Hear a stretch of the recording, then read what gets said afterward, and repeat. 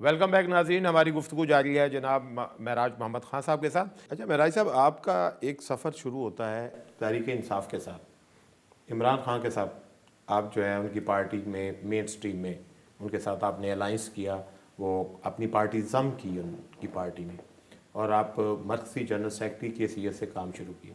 لیکن آپ کا وہ بھی پیریڈ بہت ہی تھوڑے عرصے کا تھا، اور اس کے بعد جو ہے آپ وہاں سے بھی جدائی ہو گئی۔ تو یہ کیا ہوا کہ مثلا عمران خان کے ساتھ نہ چلنا بھی آپ کی کیا سمجھتے ہیں اس میں فاصلے پیدا ہونے کی وجہ کیا تھی؟ ایک تو میں نے ان رائٹنگ استعفیٰ دیا تھا جو ڈان میں اور جنگ میں سب میں چھپا تھا، وہ چھوڑیے، بہت پرانی بات ہے۔ میں عمران خان کا بڑا احترام کرتا ہوں، اور یہ احترام ہی تھا جس کی وجہ سے میں سمجھتا تھا، میرا خیال تھا کہ یہ بہت ان میں پوٹینشیل ہے، اور یہ ہم مستقبل میں اس ملک کو جو کرائسس چل رہا ہے اس ملک کے اندر، اس سے نکال لے جائیں گے۔ اس کرائسس سے ہمارا یہ تصور تھا کہ اس میں بڑا پوٹینشیل ہے، نوجوان ہے، سمجھے نا۔ تو ہم اس لیے ان کے ساتھ ہو گئے تھے، کیونکہ ہم ایک پارٹی کے ہیڈ تھے، اس لیے ہمیں ایک معاہدے کے تحت سیکرٹری جنرل بنا دیا گیا تھا اس پارٹی کے اندر۔ اور بادر سے لے کے آج بھی میں دعا گو ہوں، ان کے ساتھ میری بڑی ہمدردی، میں ان کی باتیں سنتا ہوں، بہت خوبصورت باتیں کرتے ہیں، اچھی باتیں کرتے ہیں۔ لیکن انفارچونیٹلی میں آج بھی کہہ سکتا ہوں کہ نیکسٹ الیکشن ہوگا، اس میں عمران خان نہیں جیتیں گے۔ مجھے آپ کو بڑے اس کی وجہ کیا؟ اس کے بعد دیر از نو آرگنائزیشن، بہت کلیئرٹی، بہت صاف چیزیں نظر نہیں آتی ہیں۔ تو یہ عمران خان کی شخصیت کا تو ایک کرزمہ ہے، لوگ ان کو پسند کرنا کافی حد تک ایز اے سیاستدان کرنے لگے پہلے ہیں۔ انتخاب میں وہ کرزمہ ڈھل کے نیچے آ گیا ہے، دوسرے انتخاب میں اس سے زیادہ ڈل گیا، اب تو تیسرا انتخاب ہوگا نا، تیسرا۔ لیکن کیا عمران خان ایک ٹیم بنانے کی صلاحیت نہیں رکھتے؟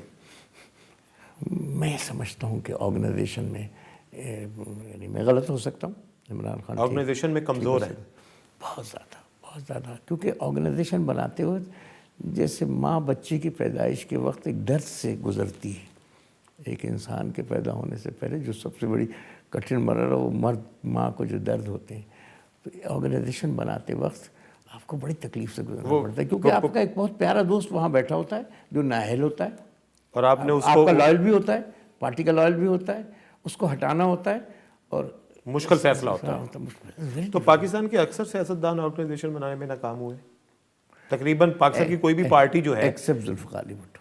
نہیں تو آپ نے خود ہی تو کہا انہوں نے اپنی یہ ٹیم ہٹا وہ دی۔ تو ایک الگ بات تھی، لیکن اس نے شروع میں تو بنا دی تھی نا، بیٹھ نہیں بنا دی، لیکن مینٹین تو نہیں کر پائے۔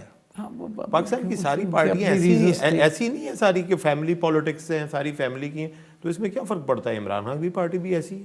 نہیں، لیکن دیکھیے اس بات کا فرق رکھیے کہ ذوالفقار علی بھٹو نے جب سیاست کی تو وہ فیملی سیاست نہیں تھی، فیملی سیاست نہیں تھی، یعنی کوئی شاید سر شاہ نواز بھٹو کی سیاست نہیں تھی، نہ انہوں نے اپنی سیاست میں کبھی سر شاہ نواز بھٹو کا نام استعمال کیا۔ لیکن فیملی دار فیملی تو چلا آ رہا ہے نا۔ انہوں نے سیاست میں اس طریقہ کار جو اختیار کیا، جن فورسز کو اپنے ساتھ کھڑا کر لیا، وہ فورسز آلریڈی ایوب خان کی مخالف تھی، نمبر ایک۔ نمبر دو یہ کہ انہوں نے خود اتنا پوسچر ایوب خان کے خلاف شدید پوسچر دیا، جگہ جگہ جو رکاوٹیں، مثلا ملتان میں ان پر قاتلانہ حملہ، مثلا وہاں بجلی کے پانی، موچی گیٹ میں پانی چھوڑ۔ نہیں معراج صاحب ایک چیز بتائیے، مثلا ایک وقت میں انہوں نے کہا کہ معراج محمد خان میرے پولیٹیکل مشن کو، فلسفی کو لے کے آگے چلے گا، مشفق ہر میرا جانشین ہوگا، یہ بات تو ٹھیک تھی۔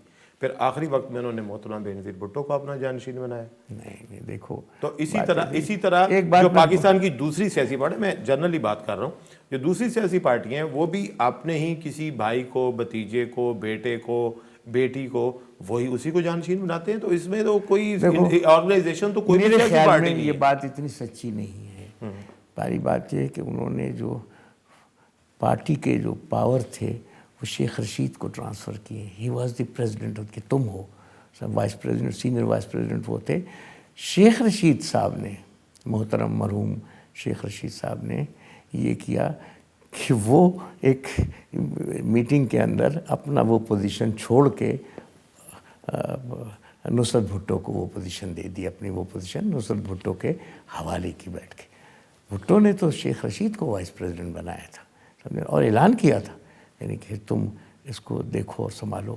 لیکن جو بعد میں یہ ہوا کہ انہوں نے خود شیخ رشید نے وہ پوزیشن چھوڑ دی اور ان کو دے دی. تو یہ آئی ڈونٹ تھنک کہ بھٹو اس طرح کہ اس میں بلیو اس میں نہیں تھے. ہاں ایک کرائسس یہ ضرور ہو سکتا ہے کہ اپنی بیٹی کو اس نے لکھا ہو کہ بھائی چاہتا ہو اپنی پارٹی کے اندر چیزوں کو سمجھتا ہو تو اس نے اپنی بیٹی کو بھی کہا ہو کہ بھئی تم سیاست کرنا اور اچھا کرنا اور یہ کرنا لوگوں کے لیے وہ. اچھا معراج صاحب یہ بتائیے جو اس وقت پاکستان کی سیاست چل رہی ہے، جو موجودہ حکومت ہے اور سیاسی پارٹیوں کا ایک سسٹم، اس میں جو شروع میں آپ نے ایک بات کی کہ جو فورن انفلوئنس ہے اس کو آپ لوگ اچھا نہیں سمجھتے تھے اور اس کے خلاف آپ آواز اٹھاتے تھے.